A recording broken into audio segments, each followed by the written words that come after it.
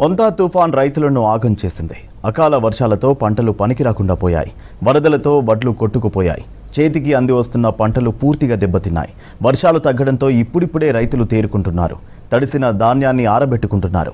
ఇటు ప్రభుత్వం కూడా రైతులకు భరోసా ఇస్తోంది. అన్నదాతలెవరూ అధైర్యపడొద్దని, ఆదుకుంటామని స్పష్టం చేస్తోంది.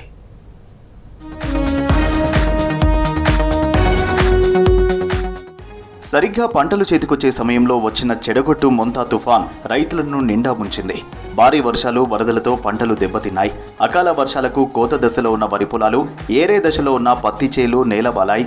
మక్కలు, పల్లి, కూరగాయల పంటలు దెబ్బతిన్నాయి. కోతలు పూర్తయి కల్లాల్లో, సెంటర్లలో పోసిన వడ్ల కుప్పలు వరద నీటిలో తేలాడాయి. పలుచోట్ల వడ్లు కొట్టుకుపోయాయి. పత్తి రైతుల ఆశలు ఆవిరయ్యాయి. ఏరడానికి సిద్ధంగా ఉన్న పత్తి చెట్ల మీదే తడిసి నేల రాలింది. తుఫాను తమ నోటికాడి బుక్కను లాగేసిందంటూ కన్నీరు పెట్టుకుంటున్నారు రైతులు.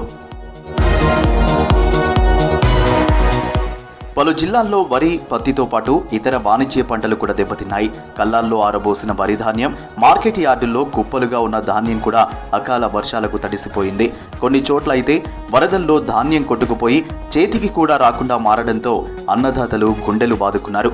కల్లాల్లో తడిసిపోయిన ధాన్యం రంగు మారుతుండడం, మొలకెత్తుతుండడంతో రైతులు ఆందోళన వ్యక్తం చేస్తున్నారు. ఎలాంటి ఆంక్షలు లేకుండా వడ్లు కొనాలని రైతులు రిక్వెస్ట్ చేస్తున్నారు.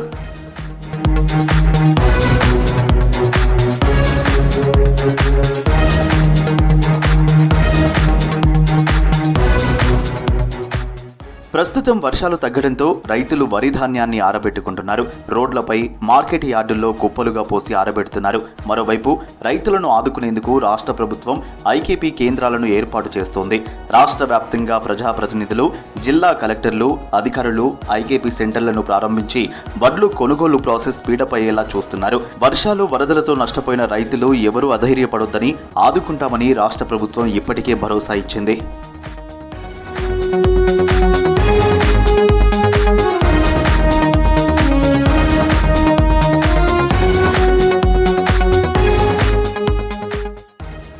భారీ వర్షాలకు రాష్ట్ర వ్యాప్తంగా సుమారు 4.47 లక్షల ఎకరాల్లో పంటలు దెబ్బతిన్నట్టు ప్రాథమికంగా అంచనా వేశారు వ్యవసాయ శాఖ అధికారులు.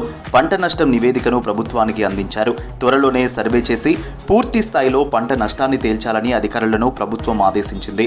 హుస్నాబాద్, వరంగల్లో ఏరియల్ సర్వే చేసిన ముఖ్యమంత్రి రేవంత్ రెడ్డి బాధితులను ఆదుకుంటామని భరోసా ఇచ్చారు.